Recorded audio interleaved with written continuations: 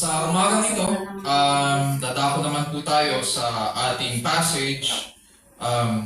Binasa po ng ating kapatid kanina sa Tagalog. So this time, babasahin ko naman po sa English. Buksan po natin ang ating mga Bibles sa 1 Timothy chapter 3 verses 8 to 13. 1 Timothy 3 verses 8 to 13. At ganito po ang sinasabi. Deacons likewise must be men of dignity, not double-tongued, or addicted to much wine, or fond of sordid gain, but holding to the mystery of the faith with a clear conscience. These men must also first be tested. Then let them serve as deacons if they are beyond reproach. Women must likewise be dignified, not malicious gossips, but temperate, faithful in all things.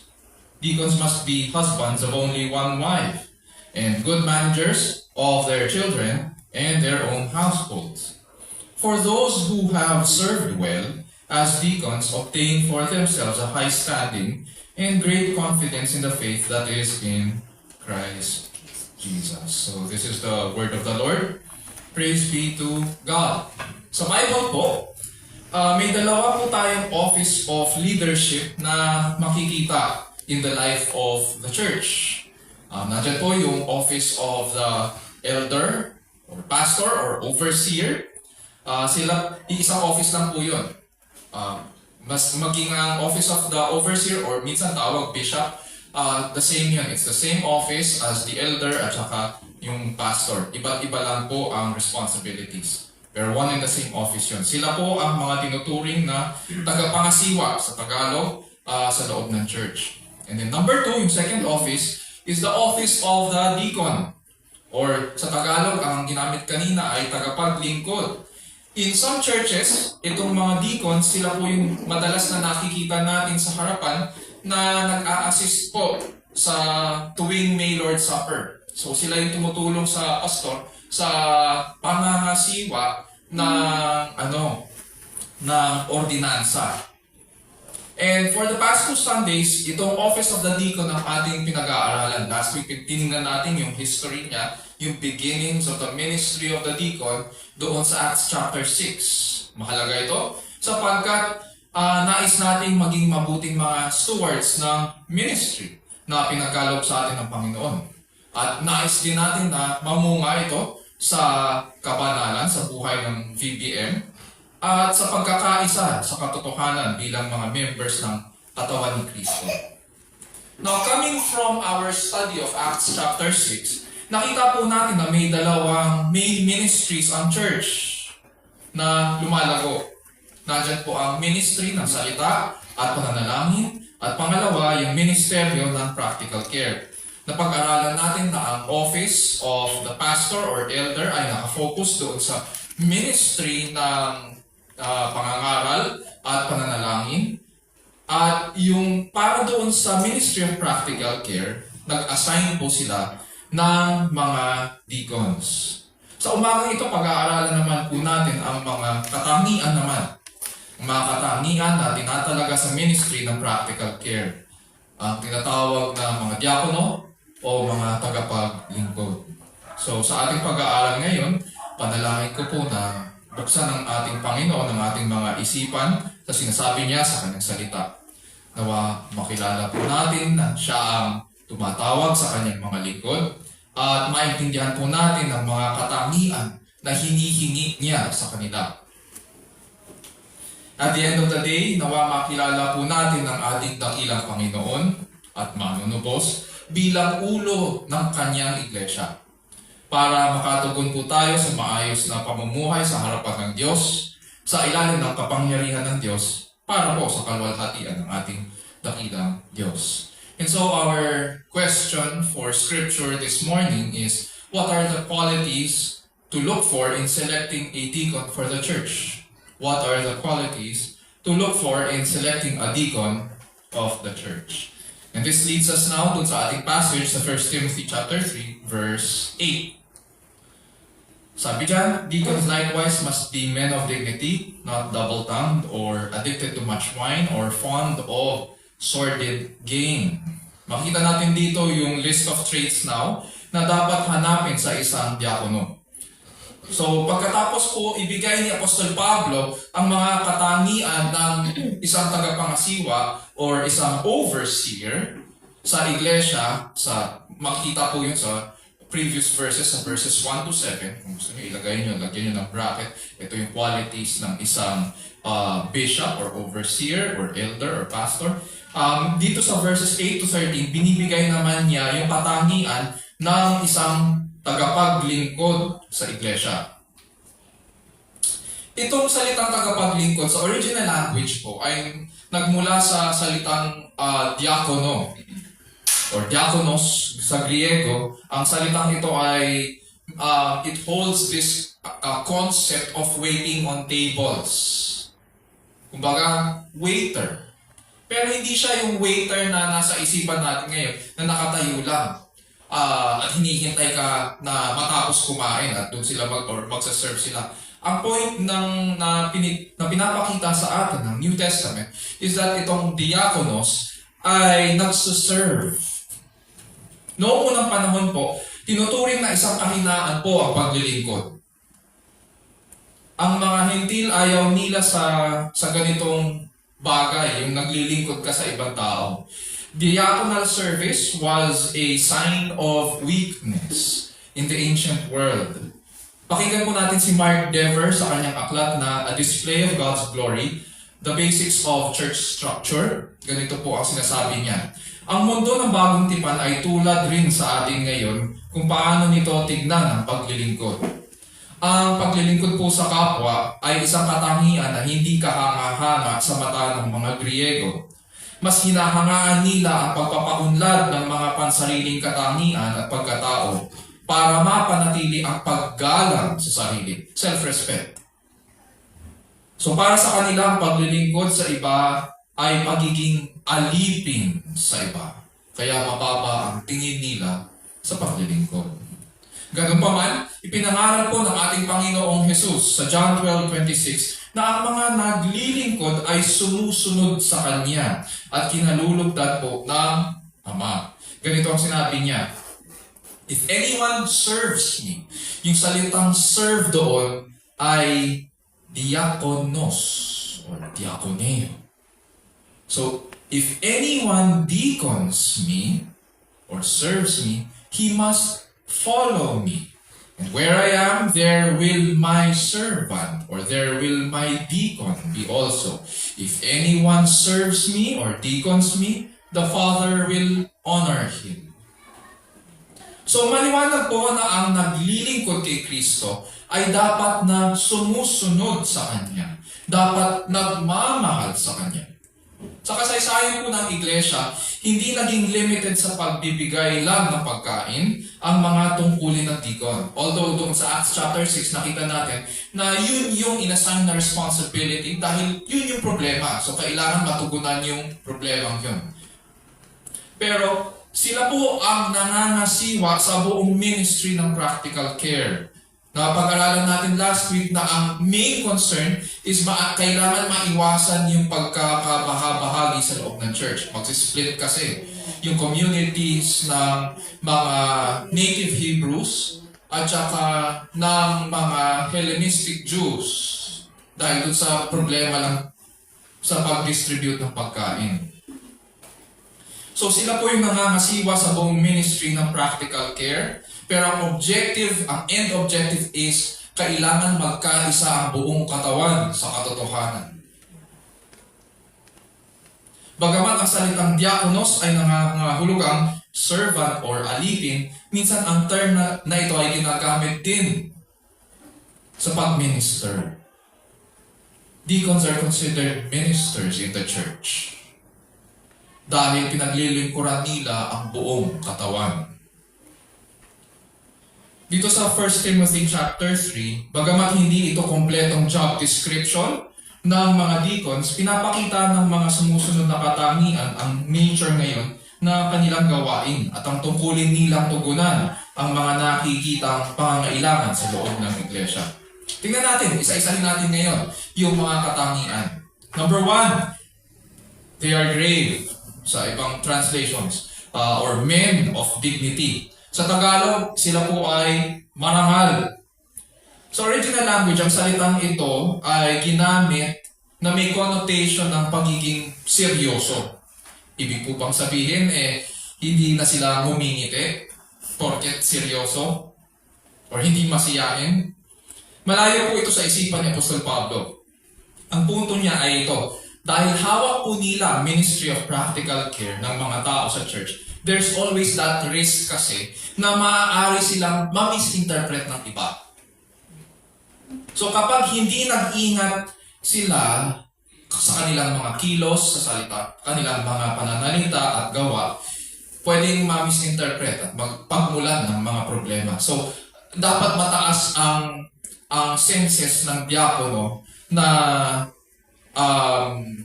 maging klaro siya sa kanyang pinapahayag. Wala dapat nasasabi na napapabaya ang diakono dahil puro patawa siya at hindi siya naiintindihan. At hindi niya rin naiintindihan ang kondisyon ng kanyang pinaglilingkuran. Halimbawa na lang, kung napapansin mo na nagluluksa o hirap sa buhay ang kausap mo, huwag kang magpapaka-clown sa harapan niya para lang tulungan mapagaan ang kanyang kalooban.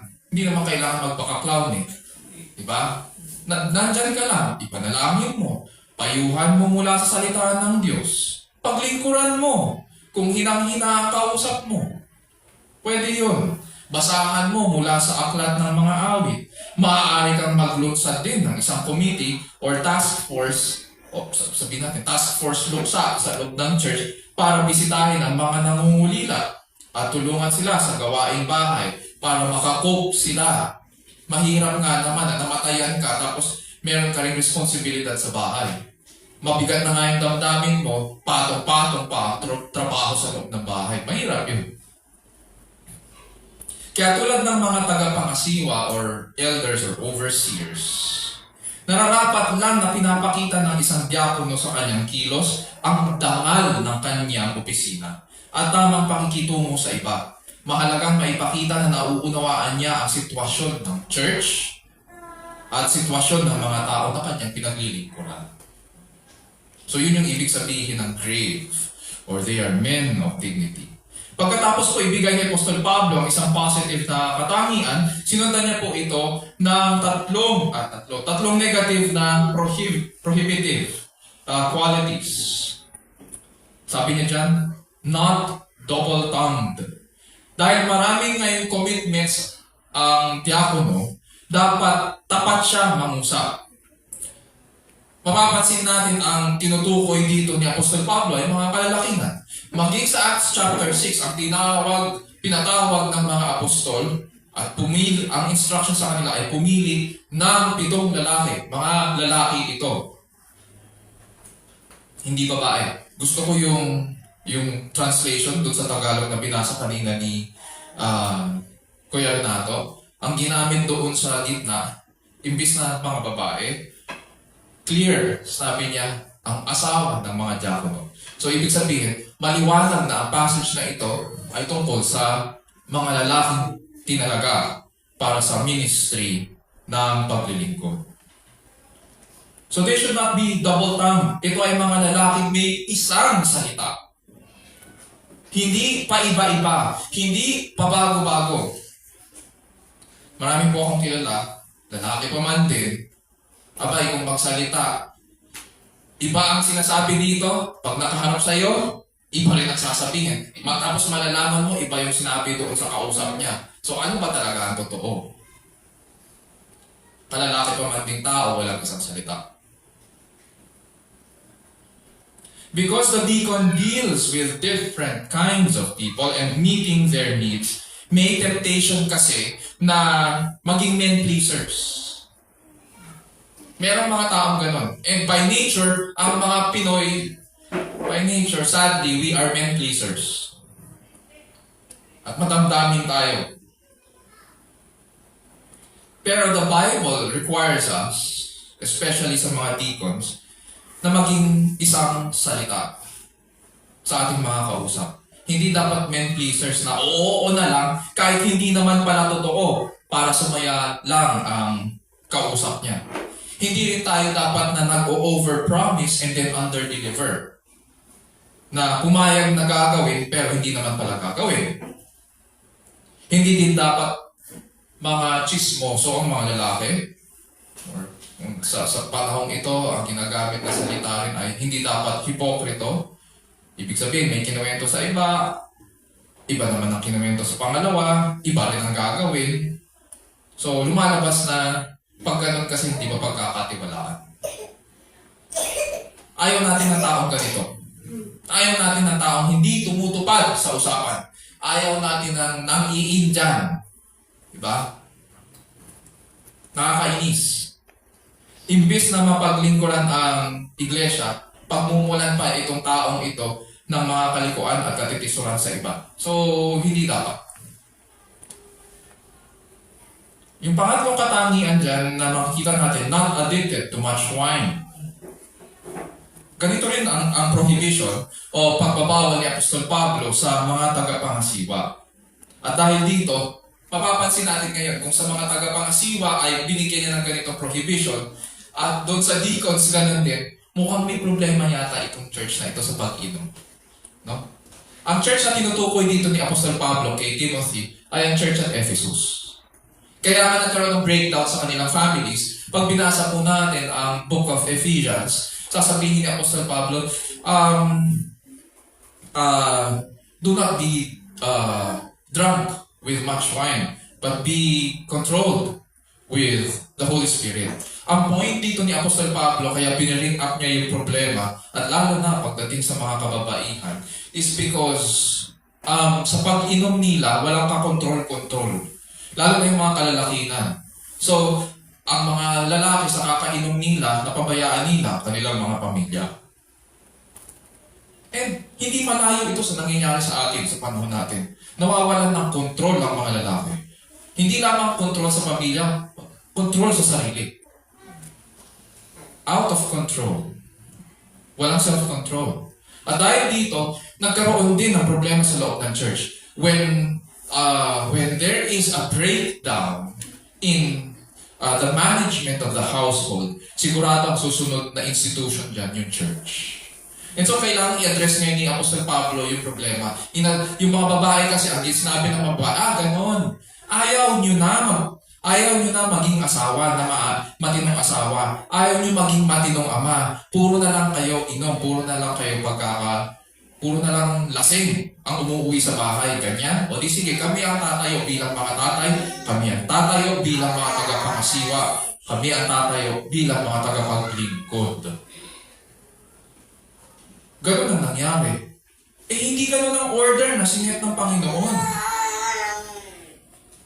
Umaalma siya.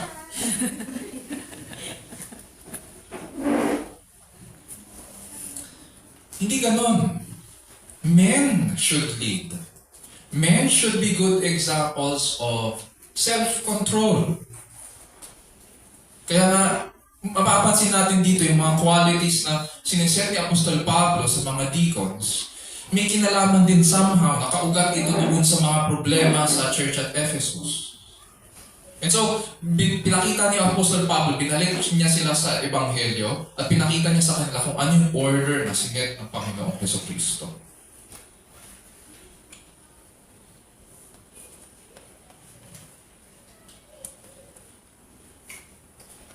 So, ang mga tagapaglingkod ay hindi sugapa sa alak, hindi lasenggo. Di alipin ang espiritu ng alak. At kailangang hayag sa buong komunidad ang kanyang pagpipigil at klaro ng pag-iisip. So, kapag in-extend po natin ang application na ito, pwede natin sabihin hindi lamang siya nagpapaalipin sa alak, it also applies to drugs. Hindi siya, ang psychological term kasi aadik-adik eh. Pero sa Bible kasi ang pagpapaalipin ay nagpapasakot ka sa isang kasalanan. Pag sinabing adik kasi nawawala yung konsepto ng kasalanan eh. Ang ginagawa natin, inaabuso natin ang isang mabuting bagay. Sinisira natin ang ating katawan sa pamamagitan ng bagay na yun. Samantalang dapat pagpapala sana yun. And so, hindi siya nagpapaalipin sa drugs, hindi nagpapaalipin sa utang, hindi nagpapaalipin sa pagkain, o mukbang, tawag natin ngayon, o eat all you can. Yes, maging ang mga ganung bagay ay kasalanan.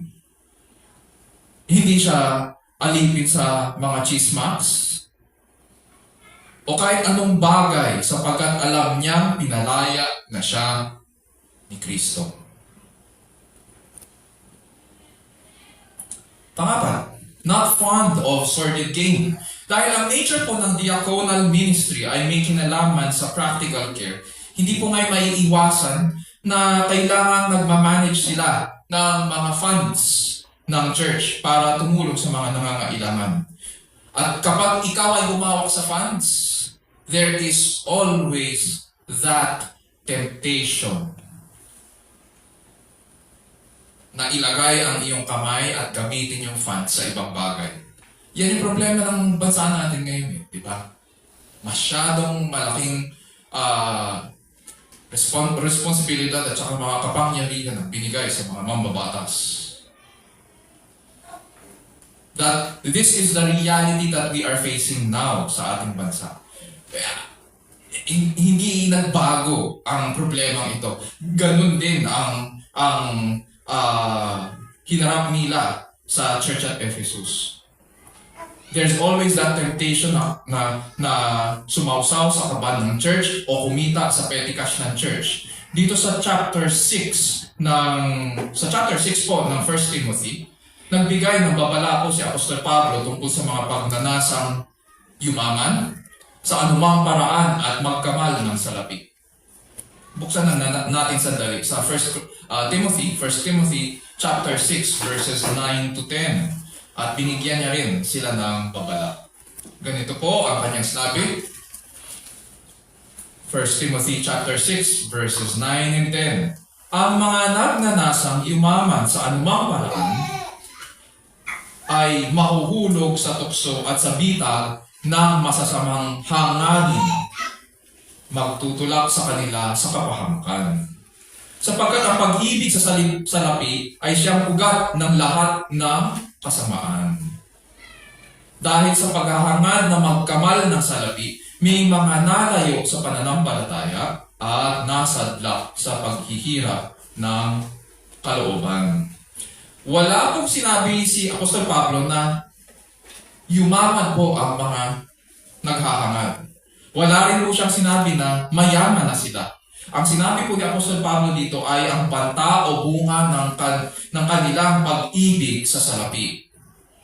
Ang paglayo daw, ito daw yung bunga. Ito yung consequences. Ang paglayo sa pananampalataya at nasadlak sa napakaraming kalumbayan. So ano ngayon? Pag kinonect natin itong mga verses na ito sa 1 Timothy chapter 3, ano pong sinasabi niya kay Timothy? Ang diakono po ay hindi oportunista. Hindi po sakim sa mahahalay na kapakinabangan. Hindi siya sugapa, hindi nagnanasang yumaman sa anumang paraan.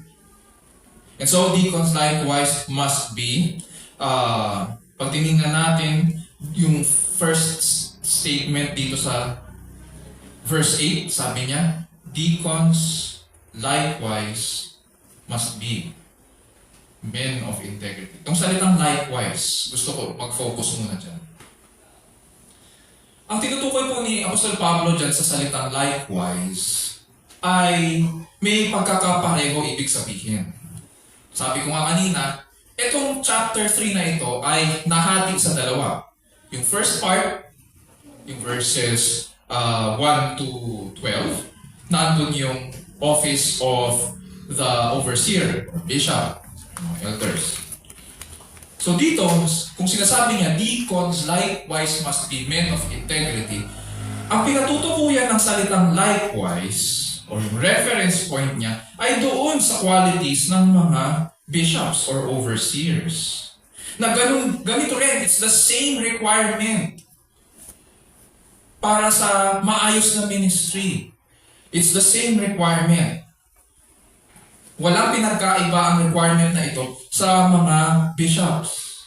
So isinulat po, ang pagtingnan natin ngayon ng context nito, itong background na sinusulat ni Apostol Pablo sa kanyang aklat kay Timothy. Si Timothy po ay isang kamanggagawa. Siya po ay isang Griegong pastor na iniwan po ni Apostol Pablo sa Church of Ephesus. And by this time, 25 years na po silang magkasama sa ministry. At problemado po ngayon si Timothy, si Pastor Timothy, dahil yung Church of Ephesus ay 12 years old na at pinasok po sila bigla ng mga bulaang guro. Dahil dito, pinanghihinaan ng loob ngayon si Timothy. Makita natin yung mga personalities nila. Malamang si Timothy ay hindi siya ganun ka-confident sa sarili niya.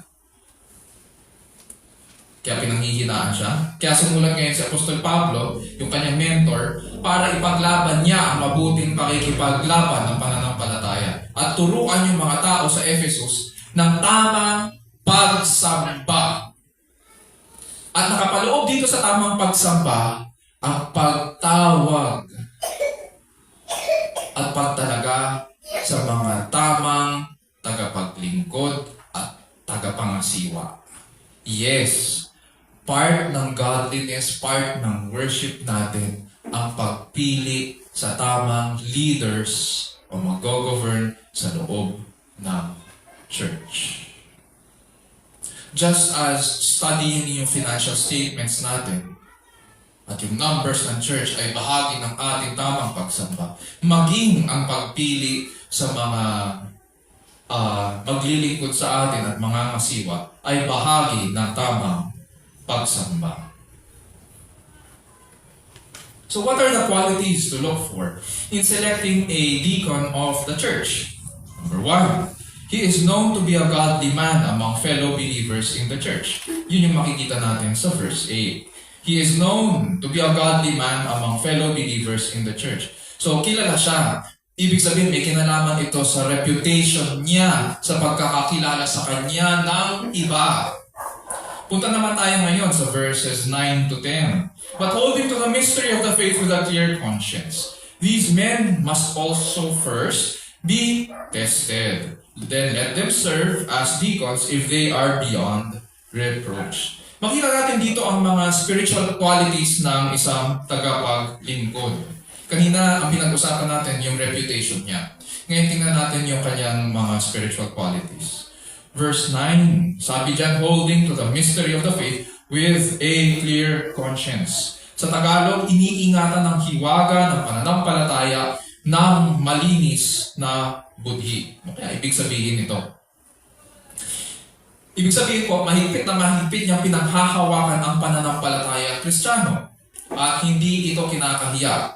Sa makatuwid, ang dapat na maglilingkod, ang pipiliin na maglilingkod, ay hindi bagito sa pananampalataya. Mapagkakatiwalaan siyang panindigan ng may buong isipan at diwa ang katuruan ng scriptures. Kapag sinubukan siya, hindi siya madaling matinago, mabuwal. Hindi siya madaling bumigay. Hindi niya kinakahiya ang salita ng Panginoon, hindi niya kinakahiya ang ebanghelyo ng Panginoong Jesus. Sabi dyan ni Pablo, with a clear conscience. Malinis ang budhi. Bakit kailangan malinis ang kanyang budhi? Dahil kung ano ang kanyang pananampalataya, ganun din dapat ang kanyang pamumuhay. Kung ano ang kanyang pinaninindigan, yun din dapat ang nakikita sa kanyang gawa. Hindi naman pwede na naninindigan ka sa isang bagay, tapos kapag sinubok ka, bigla kang tatakbo. Bakit sinabi mo na naninindigan ka sa ganyang bagay, tapos hindi mo naman pala kaya? Hindi ganon. Kapag sinabing Kapag sinabing nananalig, kapag sinabing naninindigan sa salita, kapag sinubok, dapat napapatunayan yun na hindi niya kinakahiya ang salita ng Panginoon. Sa makatuwid, siya'y tapat. His actions are consistent with his beliefs. Sabi rin dyan, these men must also first be tested. Sinabi ni Apostol Pablo dito na bago pa sila piliin o kilalanin ng church, dapat sila siyasatin. Sa original language, ang salitang ginamit sa let these men be tested ay nasa present tense po. Present tense. Ibig sabihin, hindi lang sila sinusubok before or sinisiyasat before sila piliin, maging sa kanilang pag-hold ng office, patuloy silang sinisiyasat.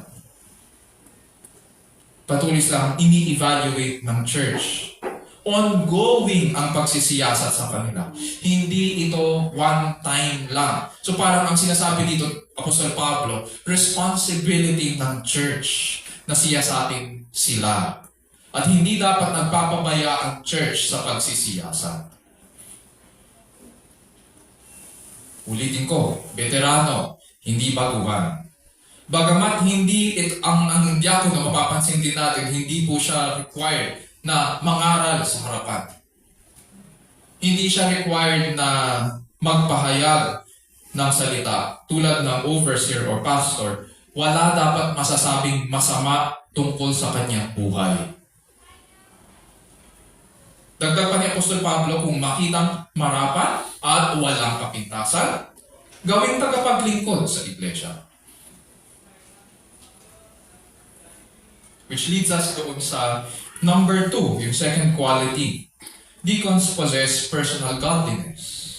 Sa verses 9 to 10. Deacons possess personal godliness. Dahil matuwid ang kanyang pamumuhay at walang mapipintas sa kanya, masasabi na mayroon siyang personal na kabanalan. Punta tayo sa verses 11 to 12. Sabi dyan, women must likewise be dignified. Nakakapagtaka, biglang siningit ni Apostol Pablo, women. Mga kalalakihan na tinalaga sa ministry ng paglilingkod ang pinag-usapan, tapos may women. May paliwanag po dyan. Women must likewise be dignified, not malicious gossips, but temperate, faithful in all things. Deacons must be husbands of only one wife, and good managers of their children and their own households. So, we now come to a difficult passage. Tinuturing itong difficult passage dahil divided po ang mga scholars. Cute niya na maingay. Nag-iingay siya. Divided po ang mga scholars dito. Kasi, hindi nila, merong mga scholars na nagsasabi, may mga scholars na nagsasabi na ang tinutukoy daw dito ay babaeng diakono. Kaya ngayon, merong mga churches, may mga traditions ngayon within Christianity na tatalaga sila na mga babaeng diakono. Na ang tawag ay diakonesa. Meron namang mga scholars na nagsasabi na ito ay asawa ng diakono. Yung Bible na ginamit ni Kuya Renato, ang sabi, mga asawa. Now, ano ba ito? Ito ba ay office of the deaconess? O ito ba ay mga asawa ng diakono? 4 observations muna. So, para maging klaro sa atin itong passage na ito. Klaruhin natin. Maliwanag po sa scriptures na hindi pinagbabawal ni Apostol Pablo ngayon ang paglilingkod ng mga babae sa loob ng church ministry. Sa 1 Timothy 5:9 to 16 at saka sa Titus 2:3 to 4, makikita po natin ang mga tungkulin ng kababaihan sa loob ng church. Sa Titus 2:3 to 4, tinuturuan rin po nila mga kabataang babae na magmahal sa sariling asawa at mga anak at maging mahinahon, malinis ang isipan, mabait, masipag, masunurin sa kanilang asawa upang walang masabi sa salita ng Diyos. Yun yung ministry ng kababaihan. Hindi lang yun. Sa 1 Timothy 5:9 to 16, at gusto ko pong i-challenge ang ating mga kababaihan, at yung women's ministry. Pag-usapan natin ito para ma-define natin ang ministry ng mga kababaihan sa loob ng church. Sabi sa 1 Timothy 5:9-16, maaaring rin daw isama sa paglilingkod ang mga balo na hindi bababa sa 60 years old. Yes, may binigay na edad si Apostol Pablo kasi sabi niya, yung mga babaeng mas mababa sa 60 years old na balo, may desire pa yan na mag-asawa. So, hayaan mo na paglingkuran nila, kung gusto pa nila mag-asawa, paglingkuran nila ang kanilang pamilya.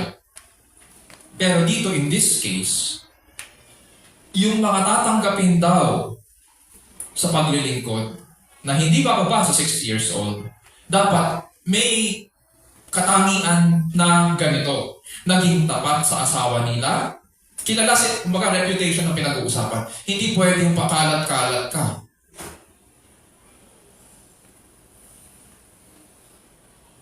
Hindi pwede yung kung kailan naging balo ka, excuse me for the term, pero naiintindihan naman natin ang ibig sabihin nito. Hindi pwede yung naging balo ka o during the time na may asawa ka, pokpok ka. Bad testimony yun. Kailangan naging tapat sa asawa, pinalaki niyang mabuti ang kanilang mga anak, magiliw na tumanggap sa mga nakikituloy sa kanilang tahanan, may hospitality in other words. Naglingkod sa mga hinirang ng Diyos, tumulong sa nangangailangan, itinalaga ang sarili sa paggawa ng mabuti. Kung mayroon daw na balo sa pamilya ng isang babaeng mananampalataya, dapat din daw niya alagaan ito upang hindi maging dalangin sa iglesia at maiukol ng iglesia ang pansin sa mga balong nangangailangan. Kita natin ngayon yung interconnectedness ng relationships ng mga kababaihan sa loob ng church sa Ephesus. Ang ganda ng ministry nila. This was a deep and rich ministry ng mga kababaihan sa church at Ephesus. And I challenge yung ating women's ministry na one time let's sit down at pag-usapan natin para ma-define ito. Very interesting ang pag-aaral sa ministry ng kababaihan. Second observation. Ang ginamit na salita dito ay women sa original language, gunaikas. Ngunit may ilang English versions ng Bible na nagsasabi na ang tinutukoy dito ay mga asawang babae. Asawa sila ng mga diakono. Pangatlo, kung hiwalay po ito na opisina ng diakonesa, nakakapagtaka lang. Bakit? Kasi kung separate office ito ng diakonesa, bakit ganyan kaiksi yung katangian na hinihiling ni Apostol Pablo? Samantalang ang mga responsibilidad ay pareho. Same office, same responsibilities, pero yung list of qualifications mas maiksi. Bakit ganun? Kumpara sa mga kalalakinan. Pang-apat, although may separate ministry ang mga kababaihan sa Bible, it seems na mayroong mga diakono sa church at Ephesus who share their responsibilities of serving in the church with women. Sa 1 Timothy 2:12, pinagbawal po ni Apostol Pablo ang kababaihan sa office ng elder. Ibig sabihin, walang pastor na babae. I do not permit a woman to teach or exercise authority over men. Kahit asawa pa po siya ng pastor, hindi siya pwedeng tawaging pastora. Mali yun. In that context, sino ngayon itong mga kababaihan na tinutukoy ni Pablo sa 1 Timothy chapter 3, verse 11?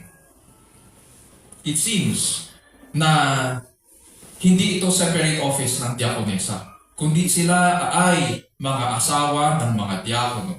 Kasama nila ang kanilang asawa sa pag-ministry. Dahil nga why? Kasi nga, sila po ay bukod sa magkatuwang, nais ni Apostol Pablo na kasama ng mga diakono sa paglilingkod ang kanilang asawang babae. Nararapat na kasama sila sa ministry ng paglilingkod sa buong church. Ayon po kay Apostol Pablo, Tingnan natin yung mga iba't ibang qualities pa ng mga deacons and their wives. They must likewise be dignified, matitino, may dignidad. Tulad ng kanilang male counterpart, dapat walang kapintasan po ang mga babaeng ito. Walang mapupulaan sa kanila. Inaalagaan nila ang kanilang patotoo, inaalagaan nila ang kanilang relationship sa kanilang asawa, inaalagaan nila ang kanilang relationship sa kanilang pamilya, sa kanilang mga anak. They are not, malicious gossips, hindi mapanirang buri. Maging sa panahon ni na Apostol Pablo, problema na ang pagchichismis. Hindi chismosa. Kahit sa panahon natin, problema pa rin itong daldalan sa loob ng church. Pangatlo, temperate. Opposite ito ng chismosa. Mapagpigil at mabait sa kapwa. Hindi bunganga ng bunganga. Yun. Biglang tumahimik. Kaya ganito ang description ni Apostol Pablo dahil alam po natin na noong panahon nila, yung mga kababaihan, matapang ang naturalesa. Why? May cultural baggage kasi ang mga kababaihan ng panahon nila. Pag pumunta tayo sa Ephesus, kung may balak po kayo pumunta din sa Ephesus, makikita niyo po may temple ni Diana doon. Si Diana po ay isang hunter. She is a strong character sa paganism. At syempre, dahil sinasamba nila dati si Goddess Diana, kung ano ang personality ng kanilang Diyos-Diyosan, nakukuha nila yun. Kaya ngayon, nung nagka-problema dito sa church at Ephesus, lumalabas ngayon yung naturalesa ng mga babae, strong character nila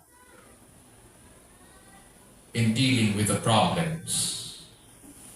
So, inaano ngayon, minamanage ngayon ni Apostol Pablo yung problem sa loob ng church by addressing na ganito dapat ang mga kababaihan sa loob ng church. Yun yung mga cultural baggages that they have to deal with. And of course, pangapa, faithful in all things. May integridad, tapat sa lahat ng bagay, mapagkakatiwalaan.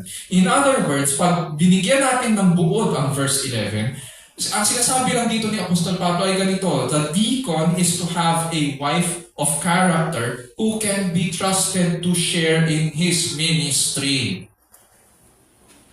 Sa mga tuwid, pag namili ng diakono, kasama pati ang kanyang asawa sa pagsisiyasat, sa pag-evaluate.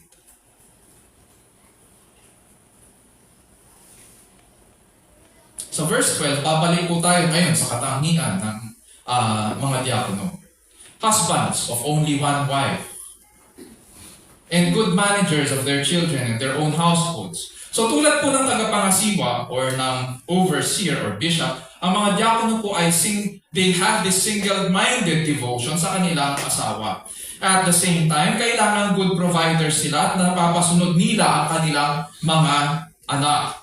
Ibig sabihin, ine-exercise nila ang kanilang God-given authority sa loob ng pamamahay. Sa mga katuwid, di ba, matatandaan natin, paulit-ulit kong sinasabi, our family is our first ministry, hindi ang church.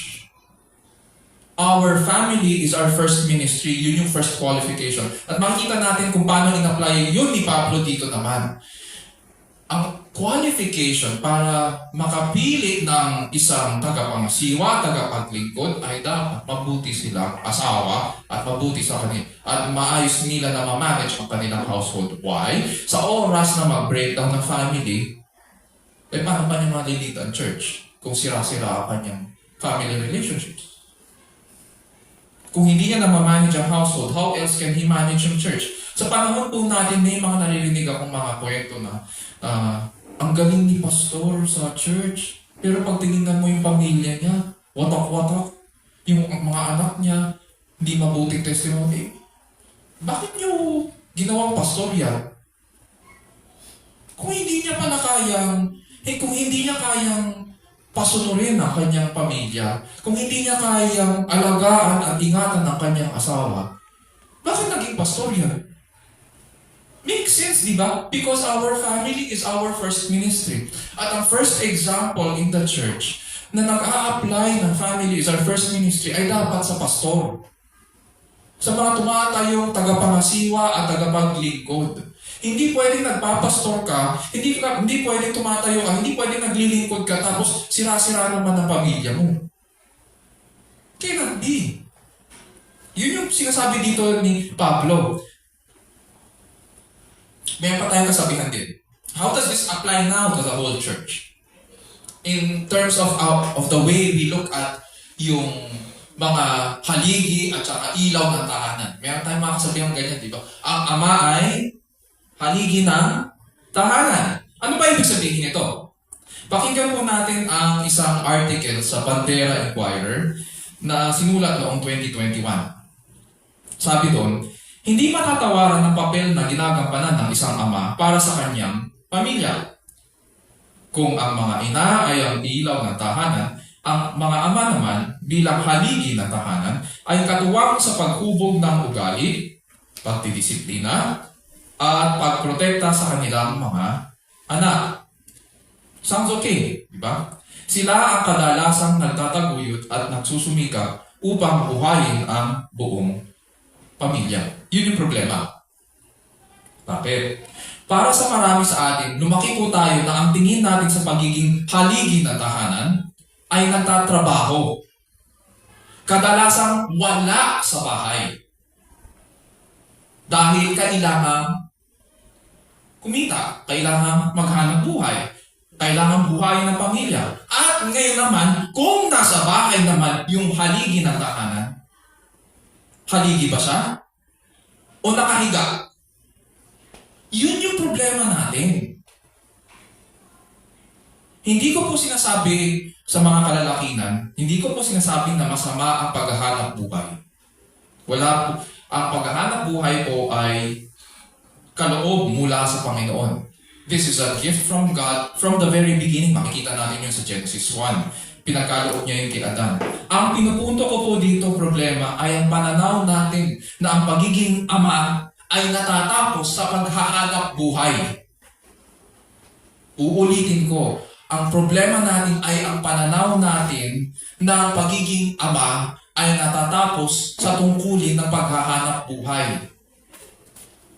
Hindi ganito ang pagiging haligi ng tahanan. In the Bible, ang ama ay hindi lamang nagsusumikap na buhayin ng buong pamilya sa pamamagitan ng kanyang pamamagitan ng paghahanap buhay. Siya rin po ay guro.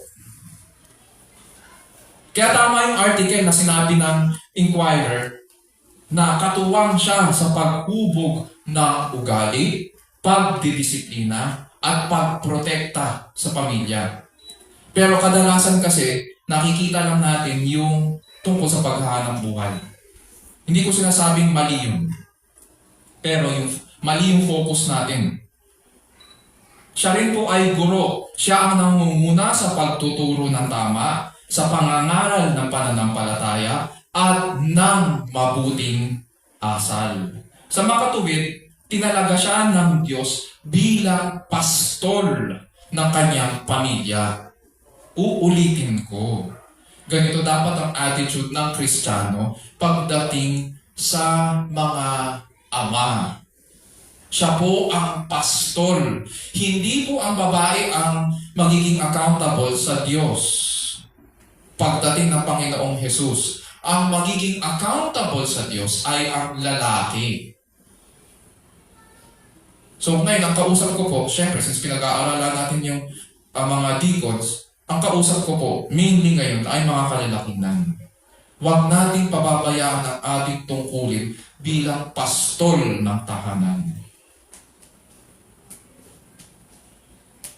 Dapat ito nakikita ng ating mga asawa at anak.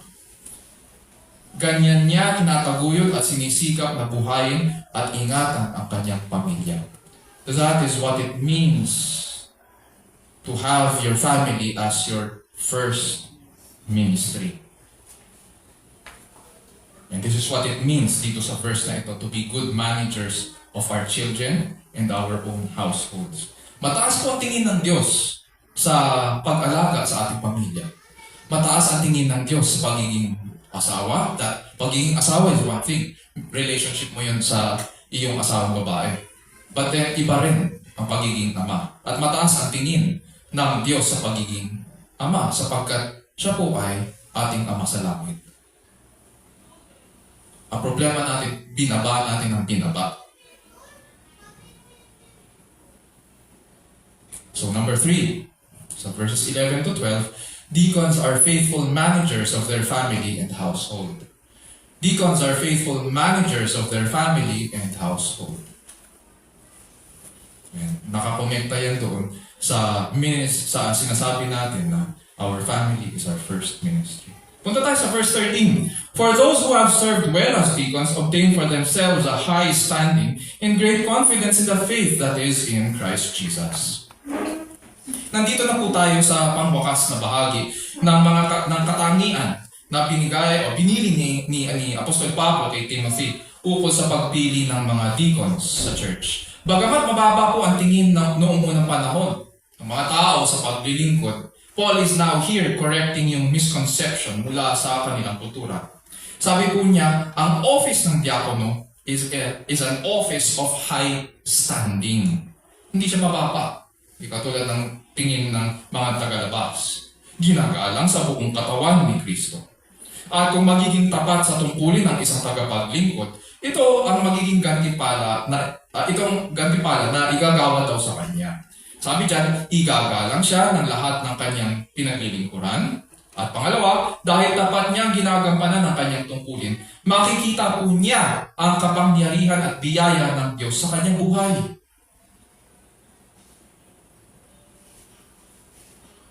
Kung magpapatuloy siya, makikita po niya ang kapangyarihan at biyaya ng Diyos sa kanyang buhay. Ibig sabihin, ang hiling sa isang diakono ay maging tapat sa kanyang pagkatawag. He is expected to serve well. Pag sinabing serve well, ang salitang ito ay hindi one time lang. Na parang iniisip natin parang tulad ng isang bayani na namatay para sa kanyang bayan. Isang beses lang. Tapos hindi na nabuhay. Hindi ito one time act lang. A deacon who serves well is someone who does this on a day-to-day basis. It's an everyday business of serving God's people. It's all about being faithful to Christ. Parang katulad rin ng isang pagpapastor. Ang pagpapastor, bagamat nakikita lang ng church tuwing Sunday, pero ang pagpapastor po ay hindi po ito 8-hour job. Hindi po ito na one-time thing lang. It's an everyday calling. Ganon din sa diakono, full-time siya. Yung paglilingkod niya sa church, full-time yun.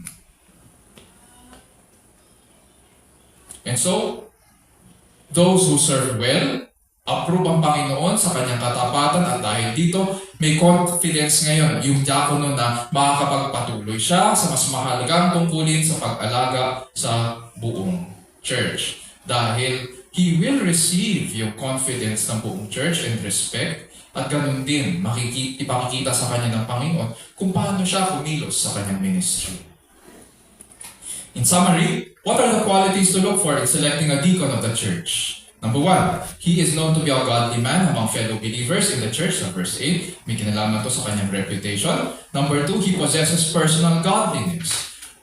Sa verses 9 to 10. At syempre, pangatlo, he is a faithful manager of his family and household. Of course, kasama dito sa verse 13 is to serve well, di ba? So, nais natin na kapag pumili tayo ng isang lingkod, ay maglilingkod siya ng tapat. So, napansin po ba natin dito sa ating pag-aaral, walang binanggit si Apostol Pablo sa mga deacons na to be godly outside the church. Given na kasi yun. Dahil po sa kanilang paglilingkod sa mga nangangailangan, nakikita rin sila ng mga tagalabas. Matik na maayos ang pakikitungo nila sa mga nasa labas ng church. Kumbaga, hindi na kailangang i-memorize yun. And so mga kapatid at kaibigan, the gospel tells us na sino ba ang model natin dito? Hinuhugot lang ba natin ito sa ating sarili? Hindi. The good news is that bumaba ang Panginoong Jesus hindi para paglingkuran, kundi para maglingkod at ibigay ang kanyang buhay para sa bawat isa sa atin.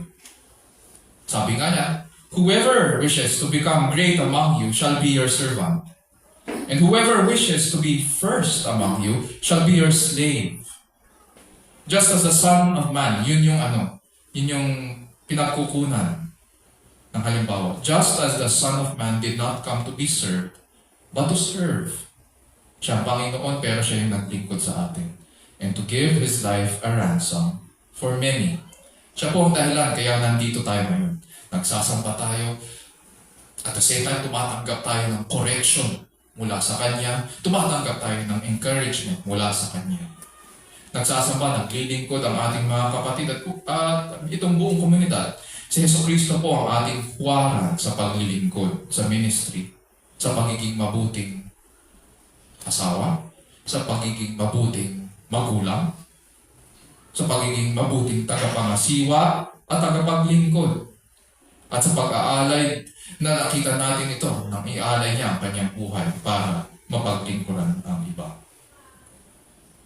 So nararapat nating maintindihan, mga kapatid, na kung ang mga tagapangasiwa o pastors, overseers ay magfo-focus sa pag-aaral, sa pangangaral at pananalangin, then ang mga deacons po ay dapat na maging matino at tapat sa salita ng Diyos. Natutulong sa mga administrative at logistical responsibilities sa loob ng church. Kung ang mga tagapangasiwa ay bibig ng iglesia, and if you will allow me to use this analogy, ang mga deacons po, sila po yung kamay at paa.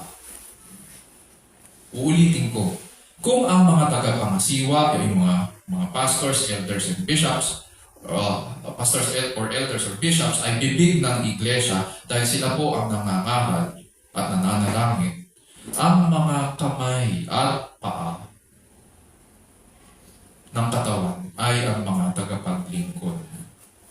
Bagamat ang mga diakono ay hindi required po na magturo ng salita ng Diyos, hindi excuse ito ngayon na ibababa natin ang pamantayan at hindi nila pag-aaralan ng salita. Mahalaga po ang kanilang tungkulin sa iglesia.